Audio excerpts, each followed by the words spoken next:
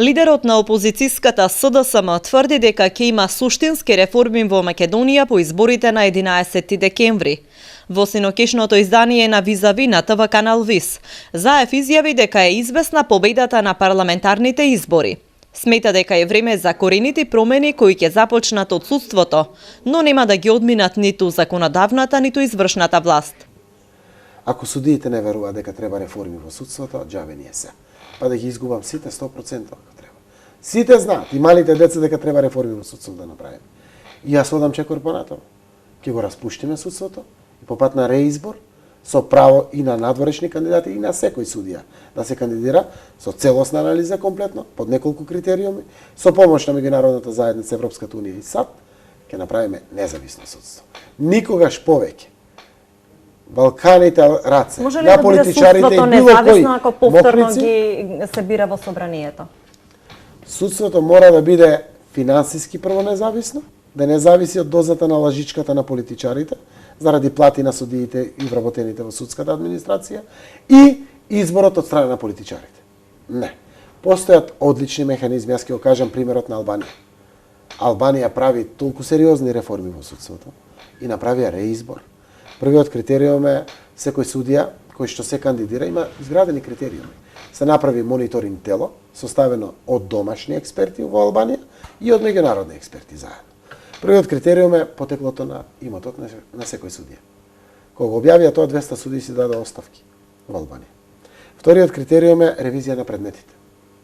Подлежат на ревизија сите предмети, посебно сензитивните предмети.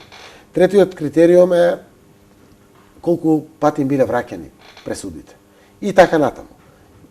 И тоа не е нешто што ние го измислуваме, тоа е меѓународна пракса, убаво што една соседна земја веќе го применува.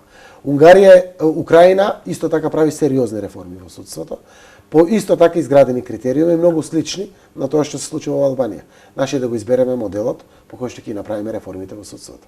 Боленки е процесот. Ама нема што да се плаши честен судија од ваквиот процес.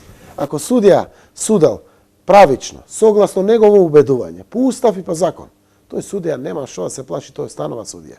Но сите тие судии кои што суделе по волјата на врхушката на извршната власт, сите тие судии треба да знаат дека ваквиот процес на реизбор не може да го поминат.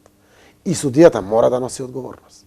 Не може да биде вечно даден и да не одговара за своите одлуки. Секој одговара за своите одлуки во државата. Еве власта ќе падне извршната. Ќе видите како се реформира и парламентарната власт, и судската власт, па дури и локалната власт. Судството е потенцирано како проблематично и во извештаите на Прибеа поради огромната недоверба во судскиот систем. Европратеникот Ричард Ховит при последната посета на Македонија на почетокот на октомври рече дека треба да се размислува и за формирање на специјално судско одделение, што како предлог го даде невладиниот сектор во земјава. Според граѓанските здруженија постои скептицизам дека предметите кои што ги води специјалното јавно обвинителство ќе добијат фер судење доколку случаите ги водат сегашните судии, за кои се смета дека најголем дел од нив се силно корумпирани и во дослух со власта.